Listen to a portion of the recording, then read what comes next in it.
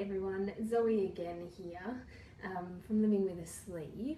I just wanted to get in touch with you guys today. I'm in the clinic today and a few questions that have sort of come up regarding what I guess life after a sleeve really looks like. So I thought it might be a good thing just to jump on and have a chat with you all and just give you a little bit of a rundown, I guess, on what to expect. So if you haven't met me before, my name's Zoe, I'm a dietitian. I work with weight loss surgery patients specifically. I work at a clinic in Sydney and see patients before, during and after weight loss surgery, but the main group of patients that we're seeing at the moment are sleeve gastrectomy. So a lot of the patients I see sort of come in, they would have been to an information seminar where they would have found out about the different types of surgery. I guess the three main types of surgery that we talk about still in the weight loss surgery world are the gastric band, the sleeve and the bypass. There are lots of other sort of different versions, things like a mini bypass, which is kind of like a cross between a bypass and a sleeve. Lots of people are talking about gastric balloons, but really we in this clinic here really have just been focusing on sleeves as the majority of our patients for the last about 5 years or so. We haven't put a band in a patient for about 5 years.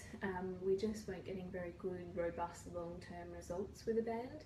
It does work really well for some, but for a lot of people it's just not a practical way to sort of control their weight. So let's maybe just talk a little bit about this sleeve to start with, and then I can go over really quickly sort of the types of things, I guess, after the surgery long term that you'll be looking at with a sleeve.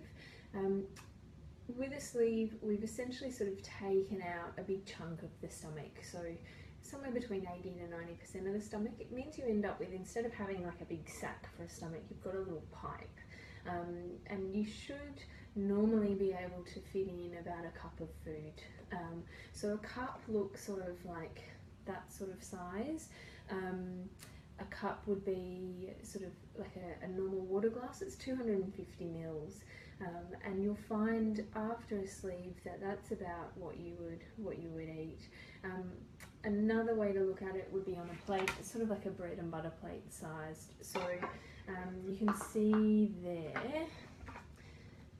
This is a normal plate, and not even a very big plate. Maybe some people would consider that to be an entree plate. So that's sort of a normal one, and then if you have a sleeve, it's quite a bit smaller.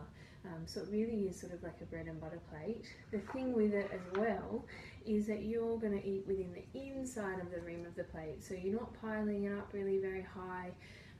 It's quite spread out across the plate, and you may not even finish that. It's quite common for people with a sleeve to leave food on their plate, and that's perfectly okay.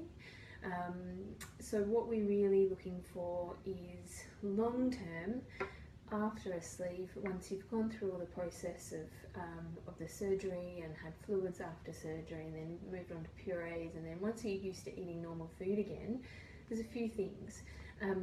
Because of the sleeve, we haven't put any sort of ring around the stomach. There's no sort of restriction around the stomach like that. We haven't changed the plumbing at all. We're not moving things around in there. We've just shrunk the volume from that big sack to a little pipe. So the best thing I think about the sleeve is that you can eat any type of food, any texture of food I should say. So, you know, lots of things that you can't eat with a band, like apples or salad or a piece of steak or a piece of chicken, you can have with the sleeve. You just need to really go for really good quality food because the quantity isn't very much, and you really need to work on your eating habits. So you need to eat quite slowly. You need to take your time. So that cup of food that I was talking about before, I want you to take 20 to 30 minutes to eat it. So it's actually a very slow amount of time to take to eat your food. And if you're thinking about having a sleeve, I would really suggest that you start practicing eating your meal in 20 to 30 minutes. I mean, obviously the portion will be bigger than the cup, but it'll just help you to start to slow down a little bit. So about a cup of food. Oh, hi Naomi, thank you. What I would suggest as well, most of your meals, especially lunch and dinner, we're looking at half protein and half veggies if we can. You can have some grains, but we really want to focus on the protein and the veg, so we're getting the nutrients that we need out of our food.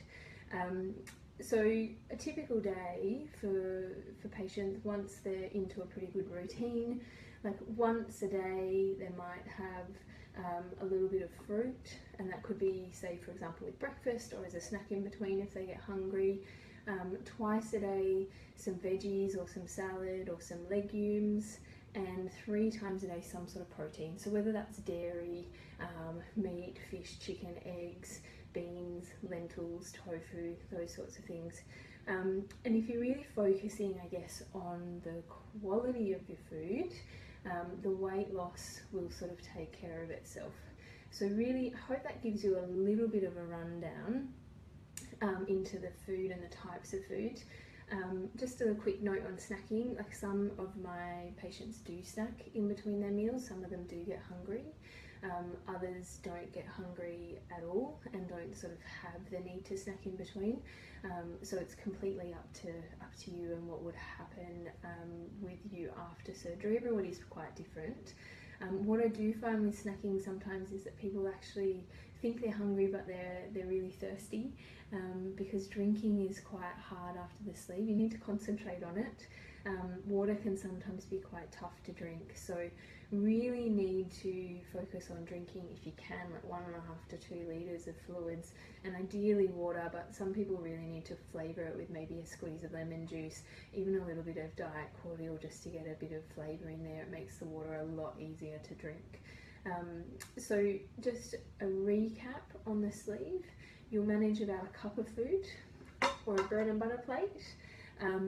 You need to take 20 to 30 minutes to eat it, and I might go into some more of the eating habits next time on Facebook Live, because it's really the most important thing is learning how to eat, not necessarily just looking at what to eat. And lastly, really focusing on the quality, because the quantity isn't there, and drinking lots of fluids in between. So as always, I'm more than happy to answer any questions that you've got. If you want to comment below, let me know where you're from, maybe even how you found me, and any questions that you've got about the sleeve, whether you're before a sleeve, after a sleeve, looking after people with sleeve, like a family member, or another health professional. I'm more than happy to answer anything. And also really open to suggestions. So if there's something that you'd like me to specifically talk about in one of these Facebook Live posts or in a blog post or a video, then please just let me know. You can also get on my website livingwithasleeve.com. I've got some tips and tricks, so my top 10 tips for eating with a sleeve, and also 20 great lunch ideas. So 10 lunch ideas for you if you're taking your lunch to work, or 10 lunch ideas if you're trying to buy something out, because obviously when you're buying lunch and you've got to find something really small, it can be quite tricky. So they're my 10 great suggestions, I think, that are healthy, good quality, but also in the right portion size, and tried and tested by a whole bunch of my patients over the years. Okay, thanks so much everyone for tuning in. Naomi, it was lovely to see you, and I will hopefully talk to you all again next week on Wednesday. Okay, thanks guys.